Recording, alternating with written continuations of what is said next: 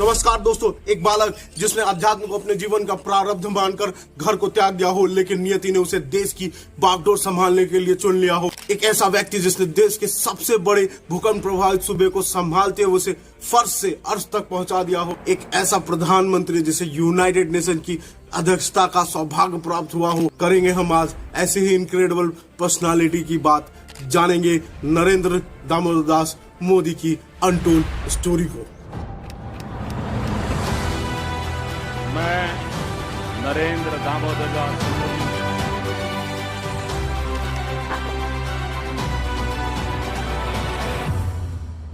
अगर जानना है ऐसी ही इनक्रेडिबल स्टोरी तो करें दैनिक आनंद को सब्सक्राइब, जो आपके लिए फ्री भी है और आसान भी है, लेकिन इससे मेरी पूरी टीम को एक इंस्पिरेशन मिलती है, तभी तो हम एक बड़े बदलाव के लिए आपके स्क्रीन पर पहुंच पाते हैं। किसको पता था 17 सितंबर 1950 में गुजरात के वडनगर में जन्मे नरेंद्र भारत के पहले ऐसे प्रधानमंत्री बन जाएंगे जिन्होंने आजाद भारत में जन्म लिया हो। अब बात करते हैं उनकी प्राइमरी एजुकेशन के बारे में। उनकी प्राइमरी एजुकेशन उनके ही गांव में बीएन हाई स्कूल में हुई है और शिक्षा दीक्षा सब सही चल रही थी। तब तक महज 17 साल की उम्र में उनके पिताजी ने उनका विवाह करा दिया, लेकिन नियति ने अपना खेल दिखाया। उसके बाद न जाने कहां से युवा नरेंद्र के मन में देश सेवा और अध्यात्म की जिज्ञासा जाग उठी। उसके बाद झोला लिए निकल पड़े अपनी यात्रा करते करते वो कोलकाता के वेलूर मठ पहुंचे, जहां उनका सामना हुआ स्वामी वीरेश्वरानंद से। उसके बाद कुछ ही समय वहां व्यतीत करने के बाद वो वापस हिमालय गुफाओं की तरफ अग्रसर हुए, परंतु हिमालय की गुफाएं भी रास नहीं आई।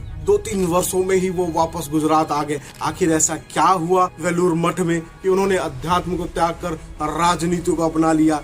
अगर जानना है तो इस वीडियो में बने रहे अंत तक। 18 वर्षीय युवा नरेंद्र जब कोलकाता के वेलूर मठ पहुंचे, उस वक्त साल चल रहा था 1968 और वेलूर मठ में गुरु शिष्य दीक्षा संस्कार प्रचलित था। ये होता क्या है आपको शुरू से बताते हैं। वेलूर मठ यानी रामकृष्ण मिशन का मुख्यालय। रामकृष्ण मिशन को शुरुआत की थी रामकृष्ण परमहंस ने, जो विवेकानंद के गुरु थे, और उसके बाद विवेकानंद ने उसे आगे बढ़ाया। स्वामी विवेकानंद अपने गुरु भाई स्वामी ब्रह्मानंद को उस मठ का मठाधीश बना दिया। इसके बाद स्वामी ब्रह्मानंद के शिष्य हुए स्वामी वीरेश्वरानंद। चूंकि वीरेश्वरानंद ब्रह्मानंद से दीक्षा प्राप्त की थी, तो फिर बाद में 1965 से लेकर 1985 तक स्वामी वीरेश्वरानंद ही मठाधीश रहे। जिस वक्त नरेंद्र मोदी वेलूर मठ पहुंचे थे, उस वक्त स्वामी वीरेश्वरानंद ही वहां के मठाधीश थे। नरेंद्र मोदी जी को सीधा संपर्क हुआ स्वामी वीरेश्वरानंद जी से। युवा नरेंद्र जब स्वामी वीरेश्वरानंद के संपर्क में आए तो उनसे पूछा गया कि क्या आप ग्रेजुएट हैं? तो सब जवाब मिला नहीं, ग्रेजुएट तो दूर की बात है। नरेंद्र मोदी जी तो प्री यूनिवर्सिटी यानी इंटर पास भी नहीं थे उस वक्त। प्री यूनिवर्सिटी में एडमिशन लिया था, लेकिन उसको कंप्लीट किया था कि नहीं किया था इसका सबूत हमारे पास नहीं है। तो चूंकि ग्रेजुएट नहीं थे और वहाँ की परंपरा थी कि जो लोग ग्रेजुएट है वही वहाँ दीक्षा प्राप्त कर सकते हैं, इसीलिए स्वामी जी ने उन युवा नरेंद्र को आदेश दिया और सजेशन दिया कि पहले आप अपनी शिक्षा पूरी करें, फिर अध्यात्म की राह पर चलिएगा। उन्हें यह कहकर स्वामी जी ने वापस लौटा दिया, लेकिन युवा नरेंद्र कहाँ मानने वाले थे। हठी मन के नरेंद्र ने हिमालय की गुफाओं का रुख कर लिया। उसके बाद हिमालय की गुफाओं में 2-3 साल तक यानी 1972 तक तपस्या करते रहे।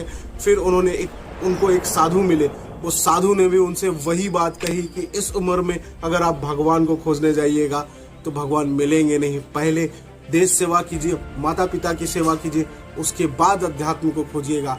तो बस इसी बात का अनुपालन करते हुए युवा नरेंद्र वापस गुजरात आ गए और गुजरात आने के बाद उनका संपर्क हुआ लक्ष्मण राव ईमानदार, जो उस वक्त प्रांत प्रचारक थे आरएसएस के। तो युवा नरेंद्र फिर से आरएसएस ज्वाइन कर लेते हैं। तो संघ प्रचारक के साथ काम करते करते उन्हें भी संघ प्रचारक बना दिया जाता है 1972 में।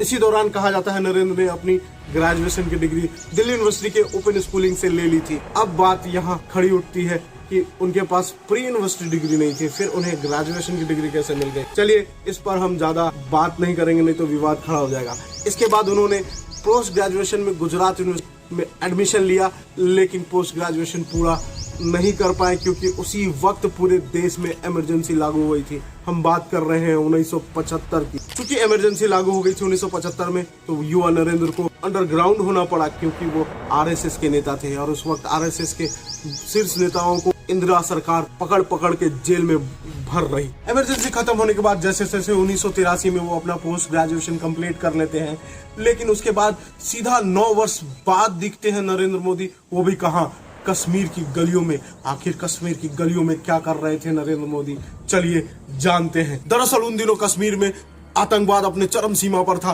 और अलगाववादी भी आतंकवाद का सपोर्ट कर रहे थे। तभी तो कश्मीर को आजाद कराने की मुहिम चल रही थी और लाखों कश्मीरी पंडितों को पलायन करने पे मजबूर कर दिया गया था। तो उस वक्त आरएसएस और बीजेपी एक चैलेंज के रूप में कश्मीर के लाल चौक पर तिरंगा फहराने के लिए ठाना। एकता यात्रा निकाली जो कन्याकुमारी से शुरू होती है और कश्मीर में खत्म होनी थी। तो कन्याकुमारी से ये यात्रा जब शुरू होती है, तब से युवा नरेंद्र लगातार बीजेपी और आरएसएस के लोगों का सहायता कर रहे थे। और जब मुरली मनोहर जोशी और अटल बिहारी वाजपेयी श्रीनगर के लाल चौक पहुंचते हैं तो उन्हें उस वक्त तिरंगे झंडे की आवश्यकता होती है, क्योंकि उस वक्त पूरे के पूरे कश्मीर में तिरंगा मिलना नामुमकिन था। इवन 15 अगस्त और 26 जनवरी के दिन, जिस दिन फहराना था झंडा, उस दिन भी तिरंगा कश्मीर में नहीं मिलता था। नरेंद्र मोदी ने तिरंगा जैसे तैसे इकट्ठा किया और अटल बिहारी वाजपेयी और मुरली मनोहर जोशी को तिरंगा फहराने का सौभाग्य प्राप्त हुआ लाल चौक पे, वो भी हमारे यशस्वी प्रधानमंत्री नरेंद्र मोदी जी की सहायता से। उसके बाद जब भूकंप आया गुजरात में 2001 में, तब अचानक अटल बिहारी वाजपेयी उन्हें बुलाते हैं। क्यों बुलाते हैं जानने के लिए बने रहे वीडियो के अंत तक। 2001 जब गुजरात में बहुत बड़ी त्रासदी आई थी, यानी भारत का सबसे बड़ा भूकंप आया था गुजरात में। उसके बाद लोग कहने लगे गुजरात यहाँ से डूब जाएगा, गुजरात 20 साल पीछे चला जाएगा। तभी अटल बिहारी वाजपेयी को याद आता है अपना सबसे बड़ा चेला नरेंद्र दामोदर दास मोदी, और उन्हें दिल्ली बुलाया जाता है। उसके बाद अटल बिहारी वाजपेयी जी नरेंद्र मोदी को आदेश देते हैं कि आप गुजरात के सीएम बने और जो गुजरात 20 साल पीछे जा चुका है उसे 20 साल आगे ले जाए। और मानो हुआ भी ऐसा ही।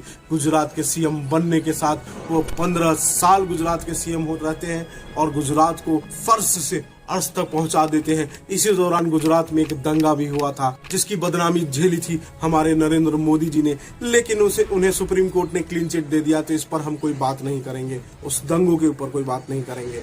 इसके बाद वर्ष 2014 में जब बीजेपी की हालत खस्ता थी, वापस फिर से बुलाया जाता है दिल्ली। इस बार अटल बिहारी वाजपेयी नहीं बुलाते हैं, इस बार बीजेपी के तत्कालीन अध्यक्ष राजनाथ सिंह उन्हें दिल्ली बुलाते हैं। क्यों बुलाते हैं दिल्ली, जानेंगे आगे।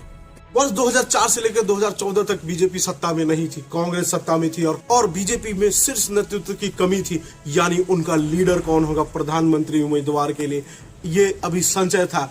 इसी संशय को दूर करने के लिए तत्कालीन बीजेपी अध्यक्ष राजनाथ सिंह नरेंद्र मोदी को दिल्ली बुलाते हैं और उन्हें अपना प्रधानमंत्री उम्मीदवार घोषित करते हैं। जैसे ही ये घोषित करते हैं, मानो पूरे देश में एक लहर फैल जाती है और मोदी जी को पूरा देश सम्मान करने लगता है अपने प्रधानमंत्री के रूप में। और मानो हुआ भी यही, चुनाव होता है और एक छत्र रूप से नरेंद्र मोदी जी चुनाव जीत जाते हैं और देश के प्रधानमंत्री बनते हैं। आप सभी जानते हैं 2014 से लेकर 2019 तक नरेंद्र मोदी जी क्या क्या इस देश के लिए किए हैं। ये हमारे ऐसे ही यशस्वी प्रधानमंत्री में इनकी गिनती नहीं होती है। तो आज के लिए इतना ही, चलता हूँ। नमस्कार, टाटा, बाय बाय, जय हिंद।